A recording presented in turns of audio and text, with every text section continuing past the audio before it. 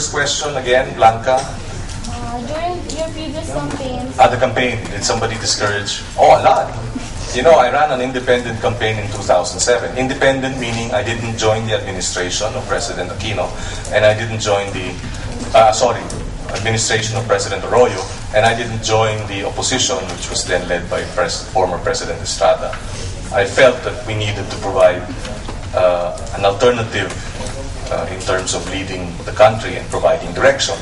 So a lot discouraged me. They said, don't run independent, you're going to lose.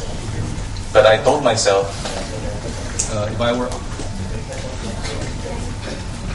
honest with myself, and true to myself, I would run as an independent candidate, and I did, and I won. So yes, there were people who discouraged me, but in the end, I decided what I believed in was right, and the people responded by supporting me, even if I was an independent candidate. Second, what law that I was not passed that you felt would be good for the country? The freedom for information, freedom of information bill.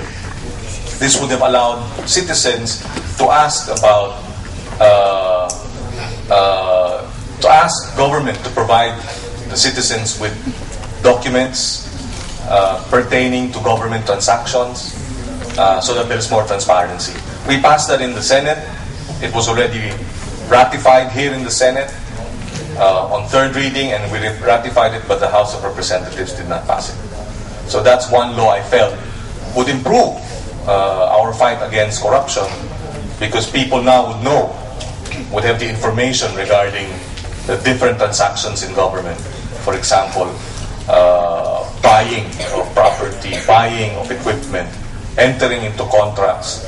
Citizens could have asked, how come this is what it says in the document? We want to see proof of the purchases, etc. It would have been more transparent. You know, I have a website, and there I wrote an article entitled 4 Proposed Solutions to Help Fix the Philippines. And I also have another article, 10 Reasons Why There is Hope for Genuine Change for Our Nation. You may want to check that out. It's at www.kiko.ph.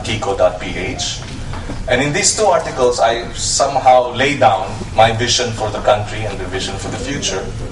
The Filipino is very creative.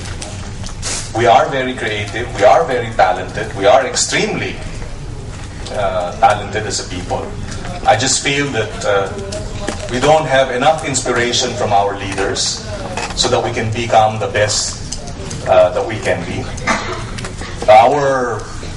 We have several gifts in terms of natural resources. Do you know that we have the most diverse aquamarine ecosystem in the entire planet? Yes. And maybe in the entire universe, but that's debatable. In other words, we have so many natural gifts. The Philippines is located in the center of East Asia. You know what East Asia is? Northeast Asia, Southeast Asia. Northeast Asia, and therefore all of that is East Asia. That's Japan, China, Korea, Taiwan, Hong Kong, and then you have Singapore, Indonesia. So we are in the center. Why is that important? We can actually be in the center of the entire East Asian region, and that also is a natural gift. Every major city in Asia is only 4 hours away by air, sorry.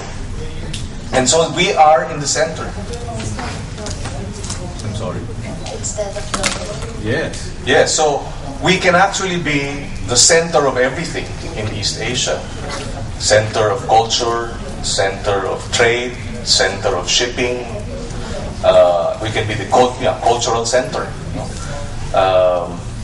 Our tourist spots are very beautiful. Who have been to our beaches? Who have been to Boracay? Who have been to Cebu, to Palawan? You can see, I've been to many places in Thailand.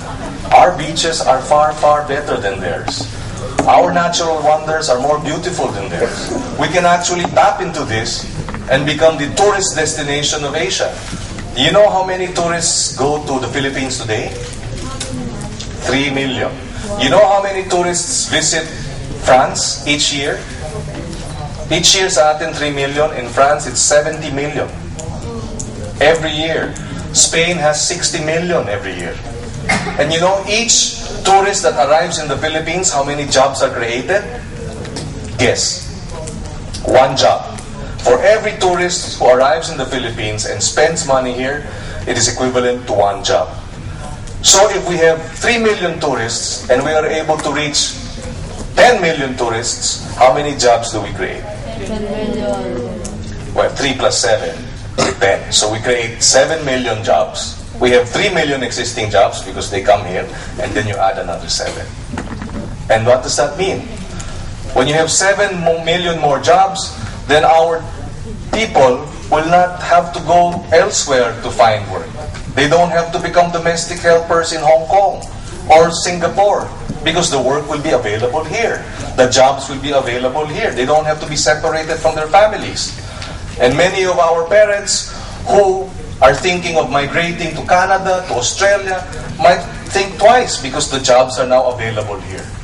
Not all as managers of hotels, as managers of restaurants, as managers of bed and breakfast or resorts or other tourism-related industries, such as airlines or water or sea lanes, sea crafts. So we have a beautiful country, Marcos. We have a lot of resources. Our people are very talented, but we need inspiration. And I believe that our leaders, our public leaders, our senators, our president, they should all help in inspiring our people so that we can work together and bring our country to progress and development and peace. So that is my vision of our country, that the leaders inspiring our citizens, including young kids like you, doing all that we can, doing our share, so that we bring the country towards a new direction, a new, peaceful, progressive direction. And I know in my heart that if we work hard at it, the next 20 years, we can achieve it.